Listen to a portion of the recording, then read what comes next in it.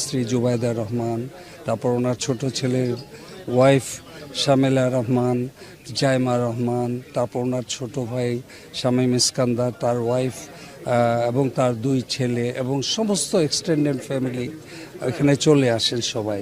এবং আমরা একের পর এক চিকিৎসা দিতে থাকি, প্রতি মুহূর্তে মনিটর করতে থাকি এবং শেষ পর্যন্ত ওনাদের সবার সামনেই আস্তে আস্তে আস্তে ওনার হার্টের ফাংশনটা আমরা ধরে রাখতে পারিনি। সকাল 6টার সময় আমাদের কার্ডিওলজিস্ট এবং ইন্টেন্সিভিস্ট প্রফেসর শাহাবুন তালুকদার এবং জাফর ইকবাল এবং অন্য যারা আমরা আছি দেখে পরে ওনার হার্ট থেমে যায় এবং আমরা সমস্ত ফর্মালিটি পরীক্ষা করে আমরা ওনাকে ক্লিনিক্যালি ডেট ডিক্লেয়ার করেছি।